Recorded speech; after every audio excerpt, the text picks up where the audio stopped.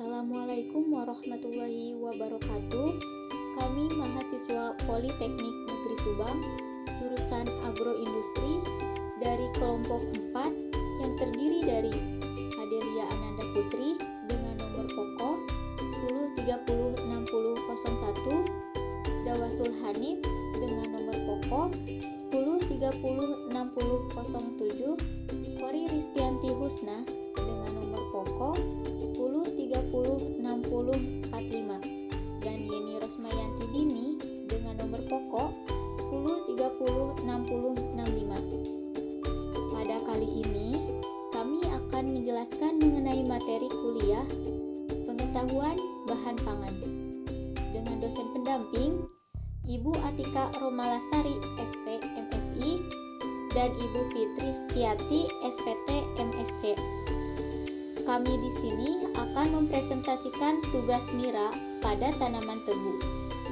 Adapun materi yang akan dipaparkan yaitu yang pertama, botani dan morfologi tanaman tebu, yang kedua, potensi dan pengembangan atau produktivitas, yang ketiga, proses pembuatan, dan yang keempat, pemanfaatan, dengan penjelasan sebagai berikut. Di sini saya akan menjelaskan tentang botani dan morfologi serta klasifikasi pada tanaman tebu. Tanaman tebu atau disebut juga dengan sugarcane merupakan tanaman yang sangat menguntungkan bagi banyak orang karena tanaman ini dapat menghasilkan gula dan juga mudah ditanam. Selain itu, tanaman tebu juga memiliki banyak manfaat mulai dari sisi ekonomi dan juga tanaman yang tidak perlu mengeluarkan banyak biaya untuk budidayanya dan juga perbanyakannya. Klasifikasi pada tanaman tebu adalah kingdom, subkingdom, superdivisi, divisi, kelas, subkelas, ordo, famili, genus, dan juga spesies. Morfologi tanaman tebu. Yang pertama, morfologi batang tebu. Tanaman ini terbentuk bulat dengan diameter beragam, mulai dari 4-10 cm. Selain itu, tanaman tumbuh tegak dengan tekstur berbuku ataupun beruas. Masing-masing buku atau jarak ruas tanaman maksimal 5 meter dan minimal 2 meter saja. 2. Morfologi akar tebu. Akar tanaman tebu memiliki tipe serabut ditambah dengan bagian tunggang yang utama dengan panjang menembus tanah kurang lebih 30 cm. Selain warna, dari akarnya sendiri keputihan, kotor hingga kecoklatan. Yang ketiga, morfologi daun tebu.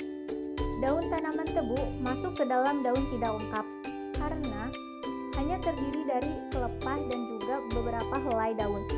Sedangkan untuk daun pada tanaman tebu tidak memiliki tangkai panjang. Yang keempat, morfologi bunga tebu.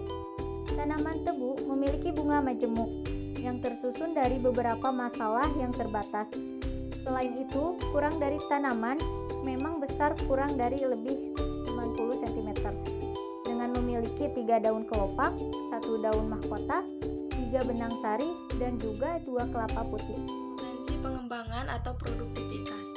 Produktivitas tanaman tebu dipengaruhi oleh berbagai faktor, tidak hanya tipe lahan, tetapi juga penggunaan sarana produksi dan teknik budidayanya. Pemupukan sebagai salah satu usaha peningkatan kesuburan tanah, dapat jumlah dan kombinasi tertentu dapat menaikkan produksi tebu dan gula. Tahapan-tahapan pada proses pembuatan tebu. 1. Pengolahan awal. Sebelumnya, masuk pada proses pengolahan tebu menjadi gula. Selanjutnya, terlebih dahulu tebu akan melalui proses pengolahan awal. Proses ini, tebu akan dipilah hingga memenuhi syarat minimal untuk dapat diolah menjadi gula yang memiliki kriteria antara lain adalah matang, bersih, dan segar. Kedua, penggilingan. Setelah dipilah dan ditimbang, kemudian tebu akan masuk pada proses penggilingan. Proses pengolahan tebu menjadi gula ini merupakan proses inti di mana tujuan sendiri adalah untuk memeras air sari tebu atau yang lebih dikenal dengan sebutan nira. Ketiga, pemurnian. Sesaat nira sudah dikumpulkan, bukan tidak mungkin jika dalam nira tersebut terdapat kotoran yang dapat merusak kualitas gula nantinya. Meskipun sebelumnya tebu tersebut telah dibersihkan terlebih dahulu, namun kotoran ini juga bisa berupa kulit batang pada tebu. 4. Penguapan. Jika bahan gula sudah steril atau siap diolah, pada proses pengolahan tebu maka langsung pindahkan bahan gula pada alat penguapan, di mana proses ini bertujuan untuk membuat nira yang tadinya masih dalam bentuk encer menjadi lebih kental dan memudahkan proses pengkristalan. Kristalisasi. Sesaat nira telah melalui proses penguapan dan berbentuk nira kental, kemudian masuk proses pengolahan tebu menjadi gula, yaitu tahap pengkristalan. Pada tahap ini, gula akan terpisah dari kotoran yang belum terpisah di tahap sebelumnya. 6 putaran. Selanjutnya, kristal yang sudah didapatkan tadi akan masuk pada proses putaran. Pada proses putaran ini akan dilakukan pemisahan kristal dengan larutan strop yang biasanya masih menempel pada kristal. Tahap terakhir yaitu pengeringan dan pendinginan. Proses pengeringan dan pendinginan sendiri biasanya akan dilakukan dalam 2 mesin berbeda sehingga dapat dihasilkan gula dengan kualitas terbaik, yaitu kering dan murni. Manfaatan tebu secara luas. Manfaat tebu dari segi pertanian peternakan: 1. Dimanfaatkan sebagai pakan ternak. 2. Dimanfaatkan sebagai pupuk kompos. Manfaat tebu dari segi industri: 1. Bahan pokok pembuatan gula. 2. Bahan pembuatan kertas. 3. Bahan pembuatan alkohol. 4. Sekian paparan yang kami jelaskan untuk mata kuliah pengetahuan bahan pangan. Mohon maaf apabila banyak kesalahan. Terima kasih. Wassalamualaikum warahmatullahi wabarakatuh.